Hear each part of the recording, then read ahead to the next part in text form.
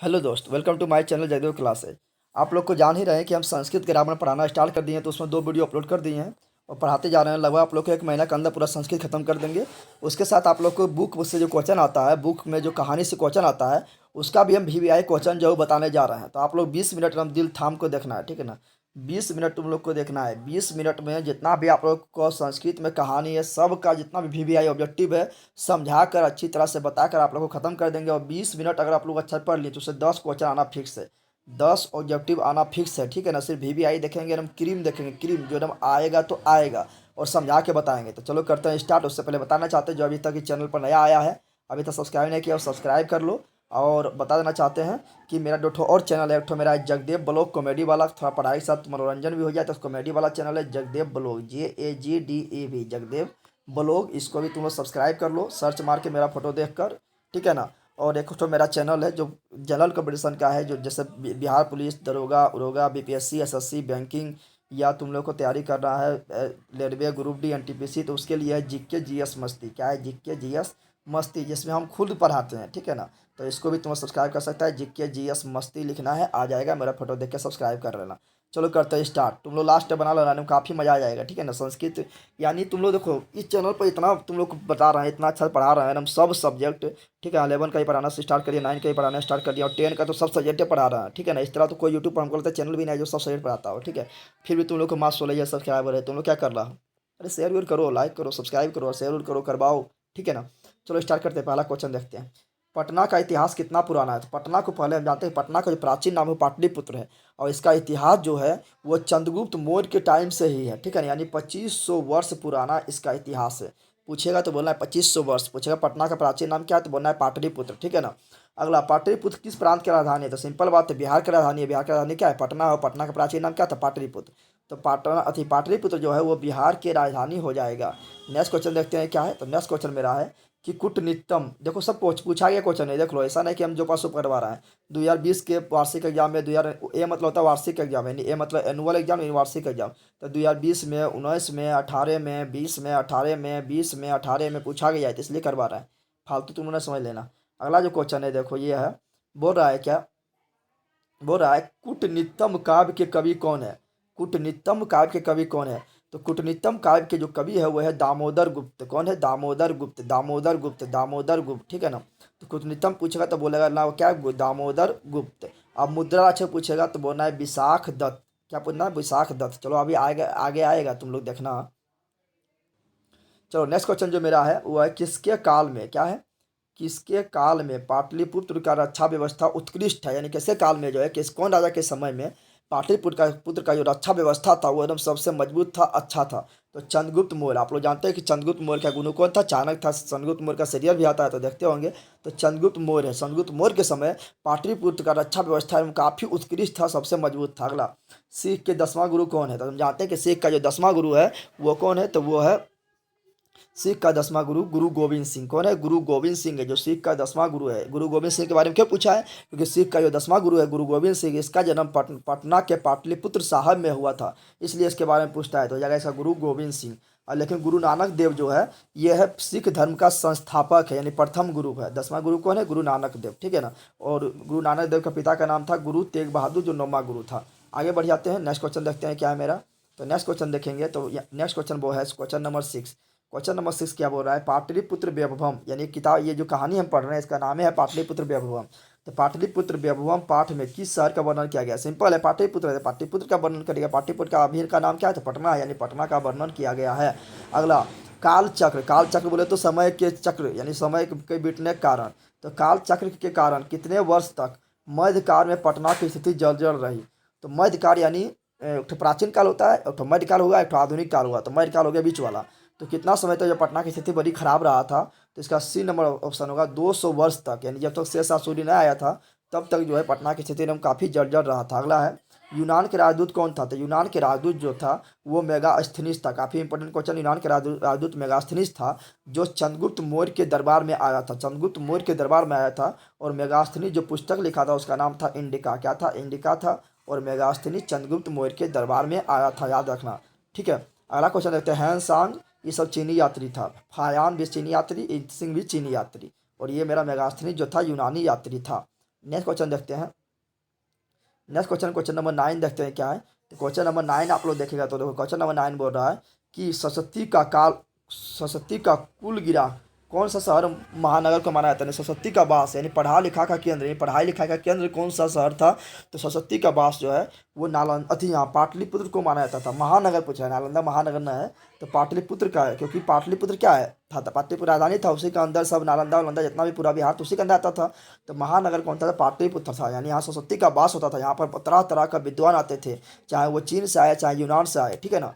तरह तरह का विद्वान आते थे, यहाँ पर शिक्षा व्यवस्था काफ़ी अच्छा था। तो सरस्वती का कुल गिरा था कौन था, पाटलिपुत्र। अगला, परिभूत पुरंदर परिभूत पुरंदर स्थानम की संज्ञा किसे दी गई। तो परिभूत पुरंदर स्थानम की संज्ञा पर पाटलिपुत्र नगर को दिया गया, यानी ए नंबर सही हो जाएगा, ठीक है। नेक्स्ट क्वेश्चन, वराहमिहिर द्वारा रचित कौन सा ग्रंथ है। तो वराहमिहिर जो लिखा था उस ग्रंथ का नाम, इसका सिंपल याद रखना है कि वराहमिहिर बृहत संहिता लिखा, बहुत से वराहमिहिर बहुत से बृहत संहिता। तो बृहत संहिता लिखा था वराहमिहिर, ठीक है ना। ये सब प्राचीन कवि है, ठीक है। अगला क्वेश्चन देखते हैं क्या। अगला है मेरा क्वेश्चन नंबर 12। क्वेश्चन नंबर 12 क्या बोल रहा है, क्वेश्चन नंबर 12 बोल रहा है कि गुरु गोविंद सिंह का जन्म स्थान कहाँ है। तो बता चुके हैं पाटलिपुत्र के पटना साहिब में, यानी पटना के पटना साहिब में हुआ था, जो सिख का 10वां गुरु था।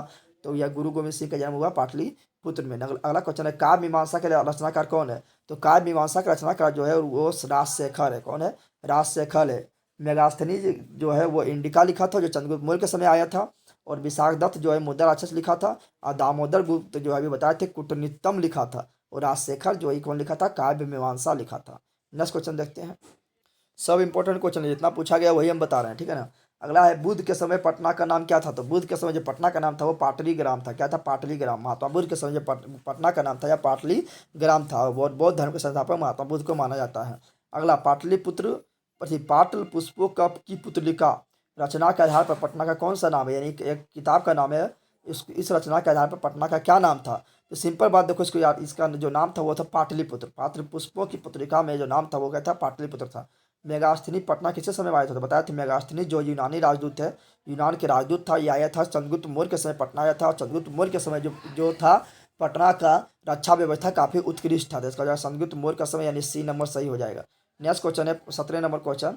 17 नंबर क्वेश्चन बोल रहा है, क्या पटना में कौमुद महोत्सव कब मनाया जाता है। तो पटना में जो कौमुद महोत्सव है ये मनाया गया था गुप्त वंश के काल में, यानी चंद्रगुप्त मौर्य के काफ़ी समय के बाद, लगभग 600 ईस्वी के आसपास गुप्त वंश आता है। तो गुप्त काल में कौमुद महोत्सव मनाया जाता है। कहाँ मनाया था, पटना मनाया था। किस काल में मनाया था, गुप्त वंश से मनाया जाता था, ठीक है ना। पाटलिपुत्र के नाम से कब पाटलिपुत्र पटना के नाम से कब प्रसिद्ध हुआ।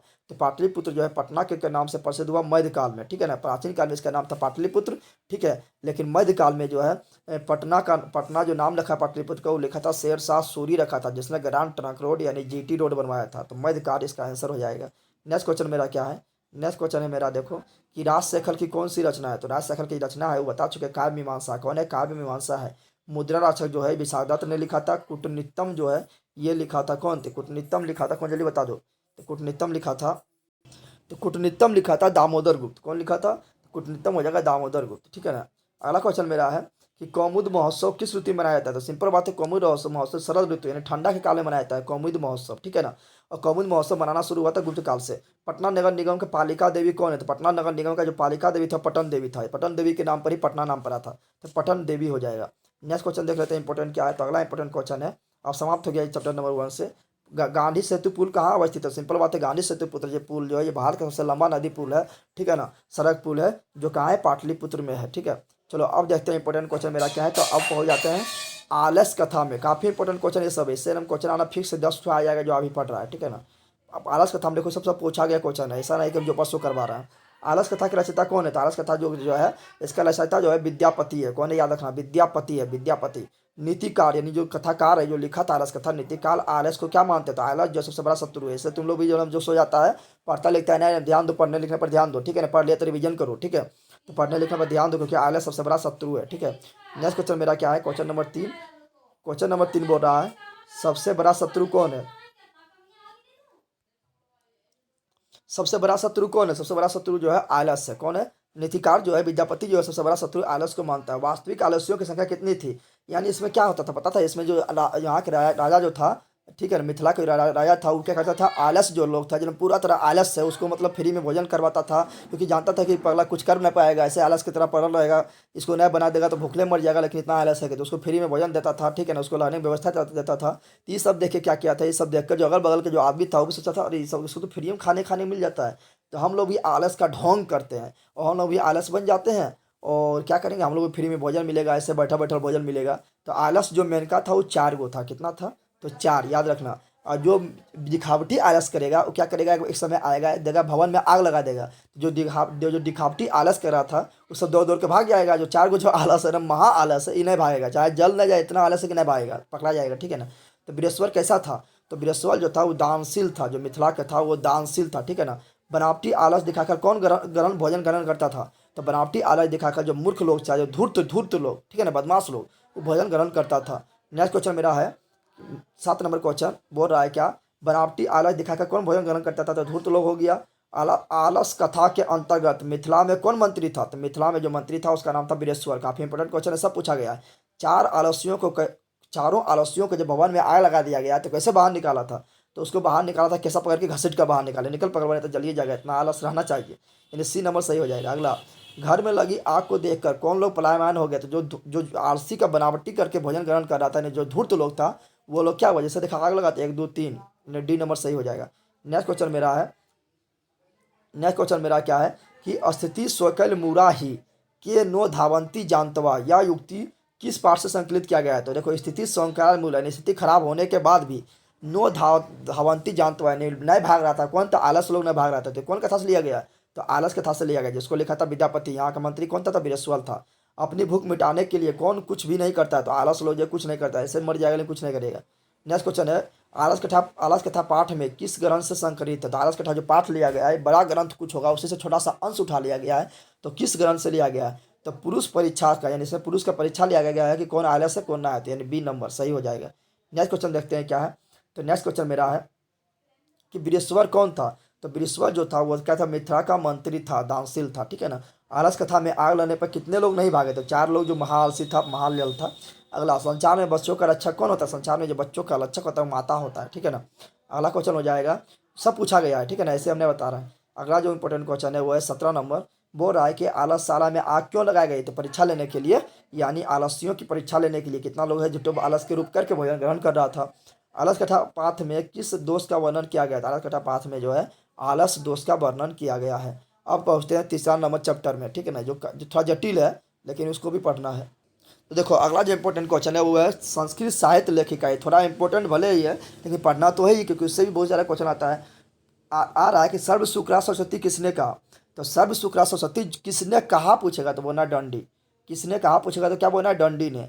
लेकिन कहेगा किसे कहा तो बोलना है किसे, तो विजयांक को, ठीक है ना। 2 क्वेश्चन बना, किसने कहा तो डंडी, और किसे कहा तो विजयांक को। नेक्स्ट क्वेश्चन, ऋग्वेद में किसके अनुसार बोल रहा है, ऋग्वेद के अनुसार बोल रहा है। ऋग्वेद में कितनी महिला ऋषिकाओं का वर्णन किया गया है, तो 24 गो है, ठीक है ना। लेकिन यही अथर्ववेद में पूछेगा तो बदल जाएगा।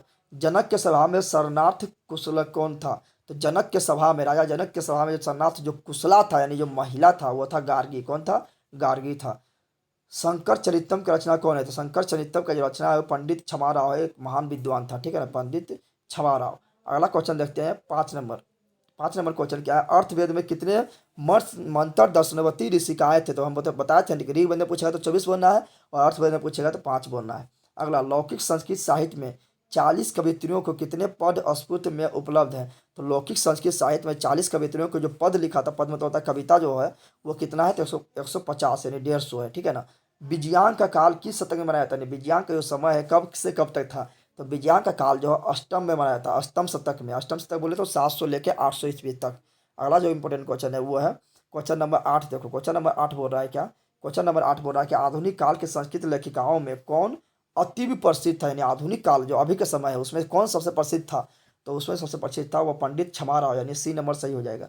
वनमाला भावराकर किस काल के संस्कृत कवित्री है, यानी कौन काल के संस्कृत कवित्री है, तो ये मध्यकाल का है, किसका था, मध्यकाल का।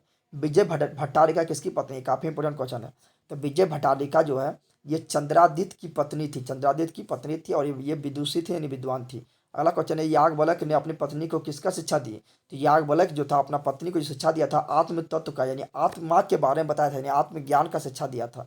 नेक्स्ट नंबर क्वेश्चन है 12 नंबर क्वेश्चन। क्वेश्चन नंबर 12 क्या बोल रहा है पंडित छमाराव द्वारा रचित सत्याग्रह गीत, यानी पंडित छमाराव द्वारा जो लिखा गया है सत्याग्रह गीत किसके दर्शन द्वारा प्रभावित है? ये प्रभावित था महात्मा गांधी के दर्शन के द्वारा, ठीक है ना, क्योंकि आधुनिक कवि था। अगला, कंपा नारायण की रानी कौन थी? तो कंपा नारायण की रानी जो थी वो गंगा देवी थी। कौन थी? गंगा देवी। वरदाम्बिका परिणय चंपू किसकी रचना है? ये जो रचना जो है इसमें थोड़ा हार्ड है, लेकिन 2-3 बार देखेगा याद हो जाएगा, ठीक है ना।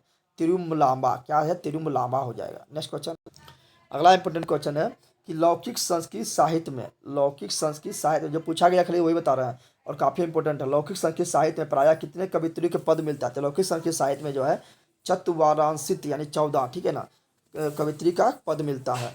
गंगा देवी का समय क्या है? तो गंगा देवी का जो समय है वो क्या था? तो 14वीं सदी था। 14वीं सदी बोले तो 1300 से लेकर 1400 ईस्वी तक। आधुनिक काल की संस्कृत कवित्री कौन था? तो आधुनिक काल के जो संस्कृत कवित्री है वो पंडित छमाराव है। अब पंडित छमाराव किससे प्रभावित था? तो महात्मा गांधी से था। अब विजयांक को कहा था सर्व शुक्ला सरस्वती, और विजयांक को सर्व शुक्ला सरस्वती को उपाधि किसने दिया था? तो डांडी ने दिया था। नेक्स्ट क्वेश्चन देखते हैं। क्वेश्चन है ऋग्वेद में कितनी मंत्र दर्शनवती ऋषिकाओं का उल्लेख है? बोल रहा है कि ऋग्वेद में कितनी मंत्र दर्शनवती ऋषिकाओं को, तो ऋग्वेद में बताएंगे तो ऋग्वेद में चतुर्वंशति, कितना है? चतुर्वंशति, ठीक है ना, यानी 24 को है। बताए थे तुम लोग को, पीछे ही बता चुके 24 को।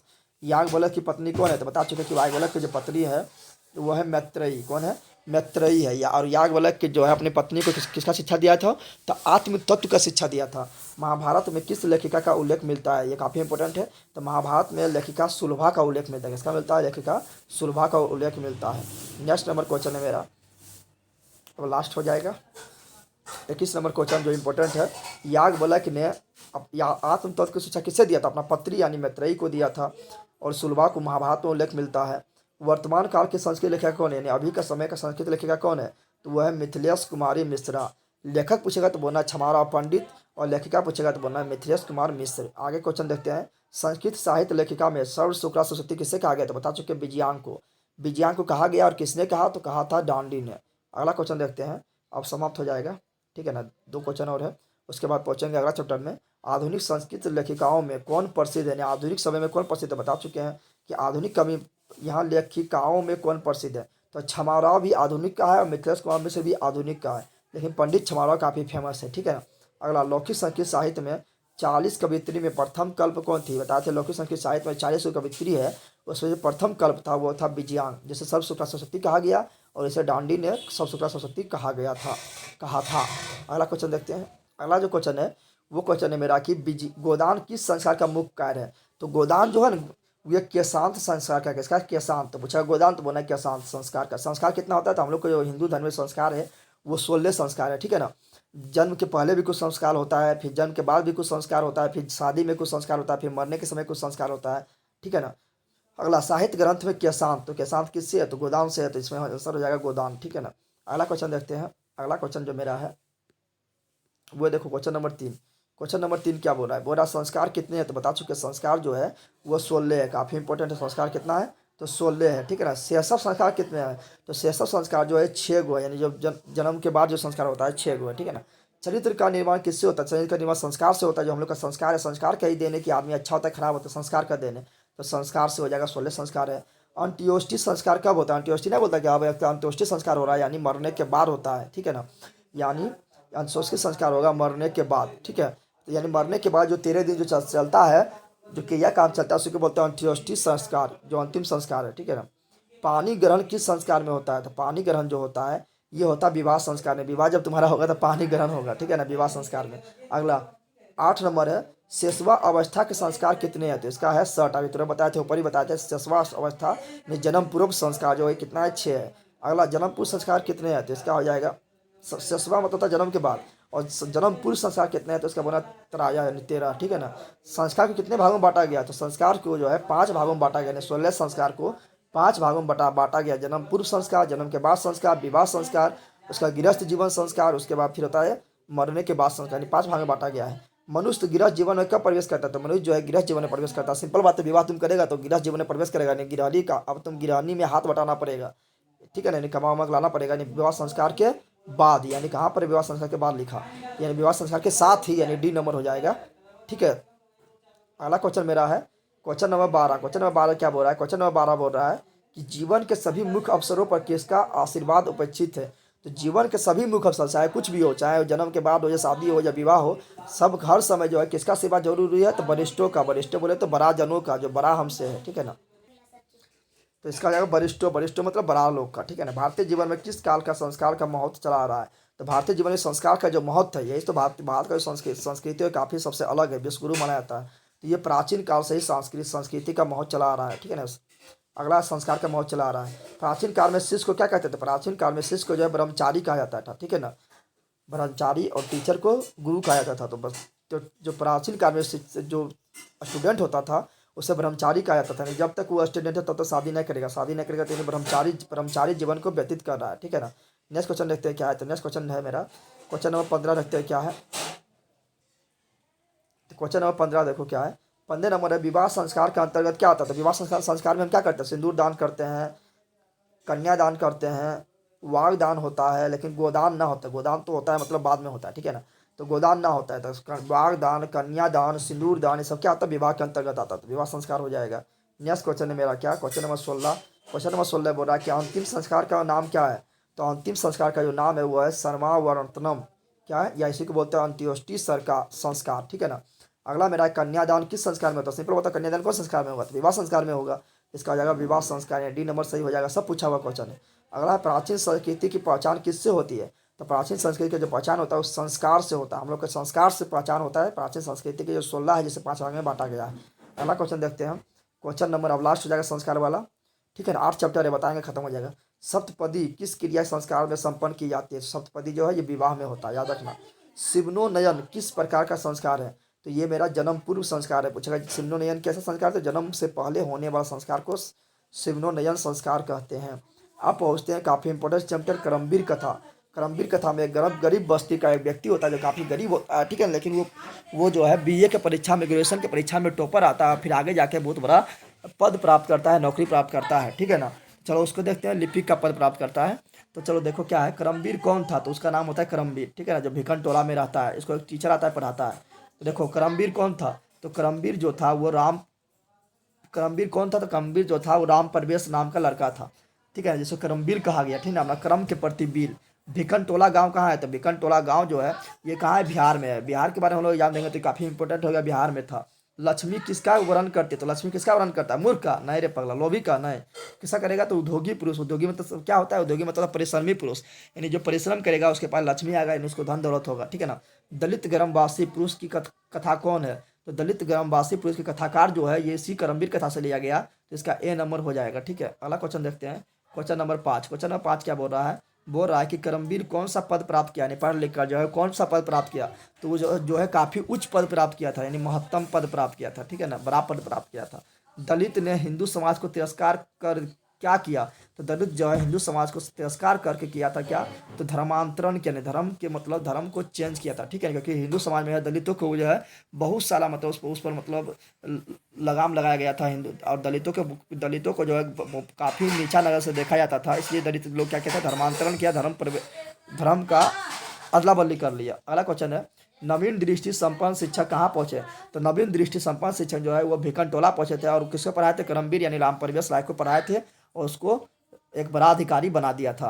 अगला क्वेश्चन जो है वो मेरा क्या है, अगला 8 नंबर क्वेश्चन है कि करमवीर राम परवेश राम के परिवार के सदस्य की कुल कितनी संख्या थी। तो इतना इंपॉर्टेंट ना है, 4 को याद रखना, ये इंपॉर्टेंट है। उदगिनम पुरुष सिंह मुपैती लक्ष्मी या उक्ति किस पाठ से संकलित है। तो या उक्ति जो है सिंपल बात है, करमवीर कथा से है, ठीक है ना। अगला है राम परवेश राम ने किस परीक्षा में विश्वविद्यालय में प्रथम स्थान प्राप्त किया था। तो वह स्नातक की परीक्षा यानी ग्रेजुएशन की परीक्षा में किया था। तो स्नातक की परीक्षा यानी बीए यानी ग्रेजुएशन, ठीक है ना, या बीएससी या बीकॉम, ठीक है। आगे बढ़ते हैं, अगला है, अगला जो इंपॉर्टेंट क्वेश्चन है वो है, अब लास्ट होने वाला है चैप्टर का। अगला इंपॉर्टेंट क्वेश्चन है वो क्या है, बोला उद्योगी मतलब परिश्रमी पुरुष।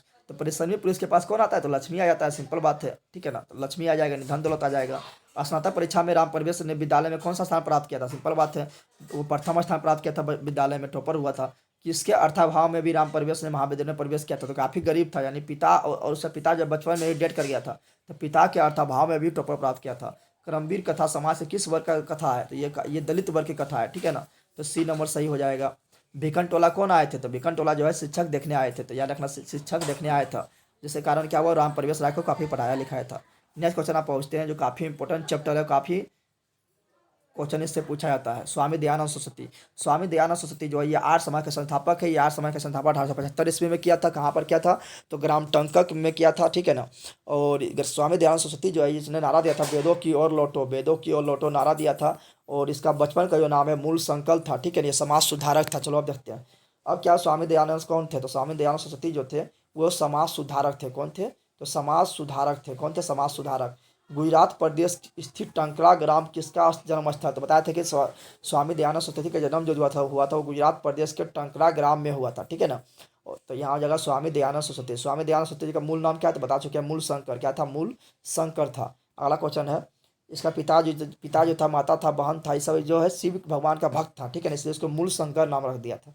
अगला क्वेश्चन मेरा क्या है, स्वामी दयानंद का जन्म कहाँ हुआ था, बता चुके थे, टंकरा ग्राम में। कहाँ हुआ था, गुजरात के टंकरा ग्राम में, ठीक है ना। अगला इंपॉर्टेंट क्वेश्चन जो है वो है, स्वामी दयानंद की शिक्षा की शुरुआत किस भाषा के माध्यम से हुई, तो संस्कृत से हुआ था, ठीक है ना।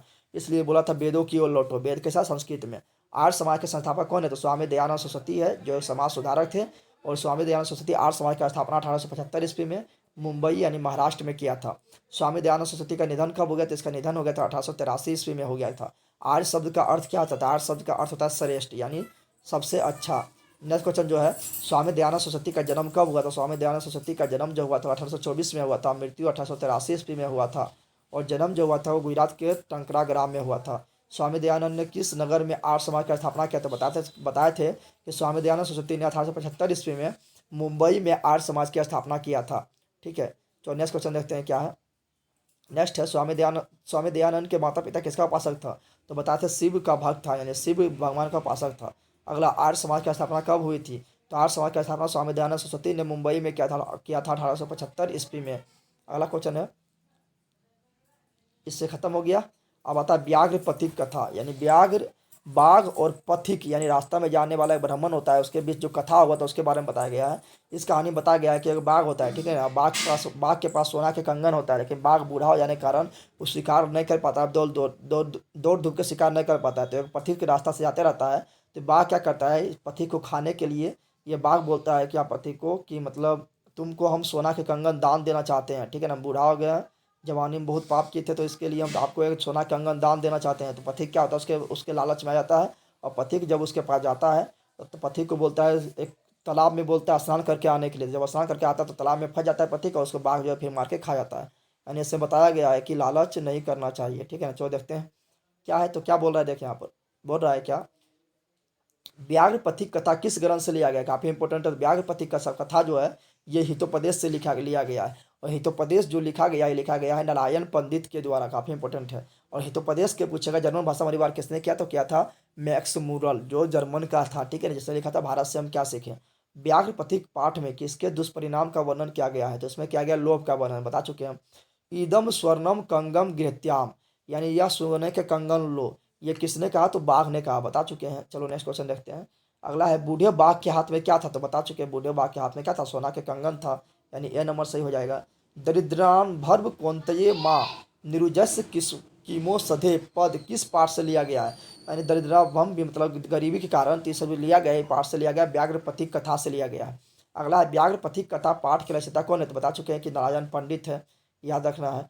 अगला इंपॉर्टेंट क्वेश्चन है, क्वेश्चन नंबर 7। क्वेश्चन नंबर 7 क्या बोल रहा है कि कौन स्नान किए हुए हाथ में कुश लिए तालाब के किनारे बोल रहा था, तो हाथ में कुश लिए स्नान किए हुए जो बूढ़ा शेर जो था वो पथिक को फंसाने के लिए बोल रहा था कि हम आपको तुमको दान दे देंगे, क्योंकि हम जो है मतलब अब बूढ़ा हो गए हैं, जवानी में बहुत पाप किए थे, तो अब बूढ़ा हो गए, तो यही पाप से निपटने के लिए जो है मेरा पूरा खानदान समाप्त हो गया है, तो इसी पाप से निपटने के लिए हम आपको दान देना चाहते हैं। तो यहाँ हो जाएगा कौन तैयार था, तो ये बाघ व्याघ्र तैयार था।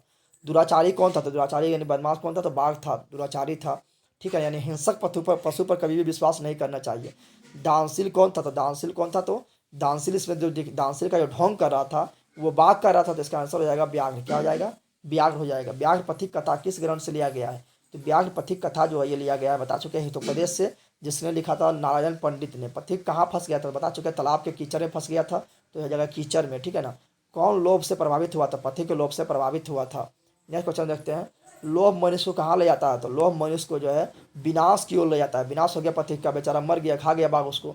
कौन वंशहीन था? तो बाघ बोला था हम वंशहीन है, मेरा सब खानदान समाप्त हो गया है।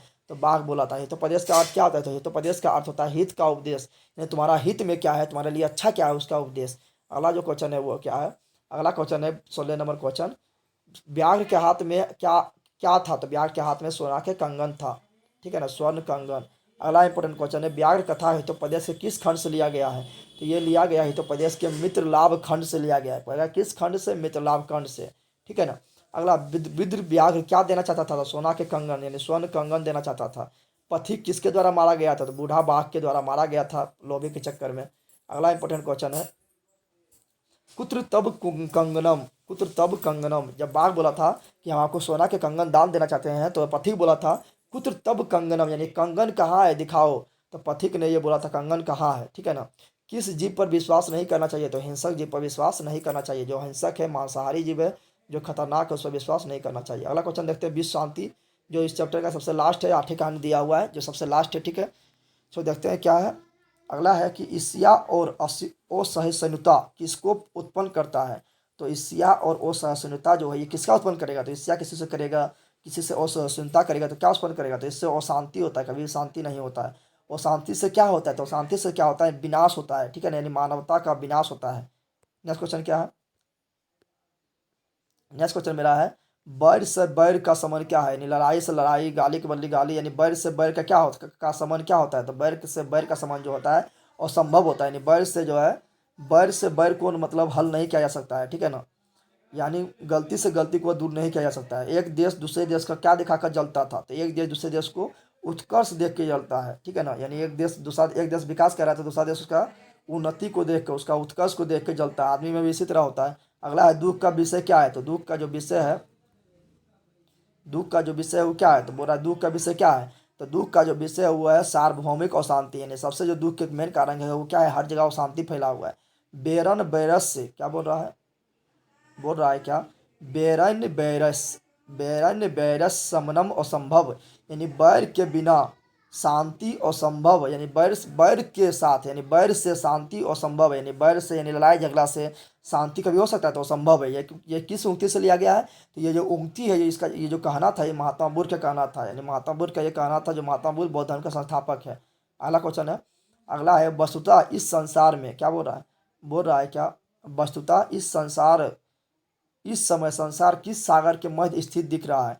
इसमें जो है कथाकार जो है, लेखक जो बता रहा है कि अभी जो है इस समय में जो संसार है वो किस सागर में डूबा हुआ दिखा रहा है। तो वो सागर जो है ये हिंद महासागर, पंचात महासागर, ये सब सागर नहीं है, बल्कि उसके लिए एक अलग संज्ञा दिया था, और शांति सागर, यानी जो अभी जो समय में जो संसार है वो किसमें डूब जा रहा है? तो शांति के सागर में डूब रहा है।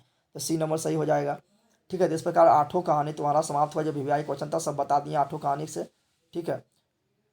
उसके बाद जो बचा हुआ है अथी इंग्लिश ग्राम अथी संस्कृत ग्रामर तो चलते रहेगा, ठीक है। उसके बाद उसका जो ग्रामर पढ़ाने के साथ उसका हम जो क्वेश्चन आ चुका है वो बताते रहेंगे। और अभी इसमें जो बचा हुआ सेकेंड संस्कृत के जो कहानी से बचा हुआ है उसको भी लेते आएंगे। इससे तुम लोग को 10 क्वेश्चन आना फिक्स है, जितना बताएं। तो काफ़ी कम समय में 10 नंबर आ जाएगा, एक दो बार देखेगा। तो चलो मिलते हैं नेक्स्ट वीडियो में। जय हिंद, जय भारत, जय बिहार, थैंक्स।